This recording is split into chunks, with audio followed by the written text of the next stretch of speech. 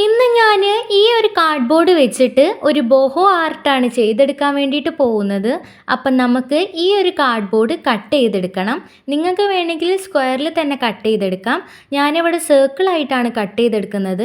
അപ്പം അതിന് വേണ്ടിയിട്ട് ഞാൻ ഇതുപോലൊരു പാത്രം വെച്ചിട്ട് ഒന്ന് മാർക്ക് ചെയ്ത് കൊടുക്കുന്നുണ്ട്. മാർക്ക് ചെയ്തെടുത്തതിന് ശേഷം നമുക്ക് ഈ ഒരു കാർഡ്ബോർഡ് കറക്റ്റായിട്ട് ആ സർക്കിളിൽ തന്നെ ഒന്ന് കട്ട് ചെയ്ത് മാറ്റി കൊടുക്കണം. അങ്ങനെ സർക്കിൾ കട്ട് ചെയ്ത് മാറ്റിയതിന് ശേഷം ഞാനിവിടെ വേറൊരു കാർഡ്ബോർഡ് എടുത്തിട്ടുണ്ട്. അതിൽ ചെറിയൊരു ഫ്ലവർ വേസ് ഞാനിവിടെ വരച്ചെടുത്തിട്ടുണ്ട്. നമുക്ക് അതൊന്ന് ഇവിടെ കട്ട് ചെയ്ത് മാറ്റണം. ഈ ഫ്ലവർ വേസ് വരച്ചെടുക്കുന്നതിൻ്റെ കൂടെ തന്നെ ഞാൻ കുറച്ച് ഇലകളുടെ ഷേപ്പും കൂടി ഇതിൽ വരച്ചെടുക്കുന്നുണ്ട്. ഫ്ലവർ വേസും ഇലകളും കൂടി ഇവിടെ കട്ട് ചെയ്ത് മാറ്റുകയാണ്. ഞാനിവിടെ ടോട്ടൽ 7 ഇലകളാണ് വരച്ചെടുത്തിട്ടുള്ളത്. അപ്പം നമുക്ക് ഓരോന്നോരോന്നായിട്ട് ഇവിടെ കട്ട് ചെയ്ത് മാറ്റി കൊടുക്കാം. അങ്ങനെ നേരത്തെ വരച്ചതൊക്കെ ഞാനിവിടെ കട്ട് ചെയ്ത് മാറ്റിയിട്ടുണ്ട്. ഇനി നമ്മൾ ഈ ബേസിൻ്റെ മുകളിലേക്ക് പെയിൻ്റ് അടിച്ചെടുക്കണം.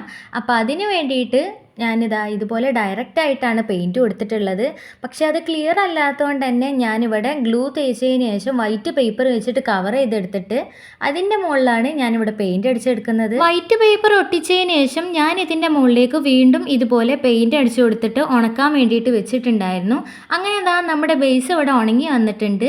ഇനി ഞാനിതാ ഇവിടെ പെൻസിൽ വെച്ചിട്ട് ചെറിയൊരു മാർക്കിങ്സ് ചെയ്ത് കൊടുക്കുന്നുണ്ട്. ആ പെൻസിൽ കൊണ്ട് മാർക്ക് ചെയ്തതിൻ്റെ ഉള്ളിലായിട്ട് നമുക്ക് പെയിൻറ്റ് അടിച്ചു കൊടുക്കണം. അപ്പം ഞാനിവിടെ എടുത്തിട്ടുള്ള കളറ് ഓറഞ്ച് കളറാണ്. ഓറഞ്ച് കളർ വെച്ചിട്ട് നമുക്ക് ഇതിൻ്റെ ഉള്ളിൽ ഫുള്ളായിട്ട് പെയിൻറ്റ് അടിച്ചിട്ട് ഫില്ല് ചെയ്തെടുക്കാം. അങ്ങനെ അത് ഫുള്ളായിട്ട് പെയിൻറ്റ് അടിച്ചെടുത്തതിന് ശേഷം നമ്മൾ നേരത്തെ കട്ട് ചെയ്ത് വെച്ചിട്ടുള്ള ആ ഫ്ലവർ വേസിന് ബ്ലാക്ക് കളർ പെയിൻറ്റ് വെച്ചിട്ട് അടിച്ചു കൊടുക്കാം.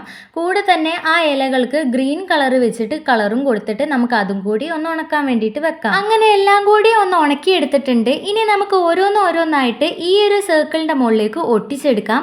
അപ്പം ഞാനിതാ ഈ ഫ്ലവർ വേസ് ഈ ഒരു ഭാഗത്തായിട്ടാണ് ഒട്ടിച്ചെടുത്തിട്ടുള്ളത്.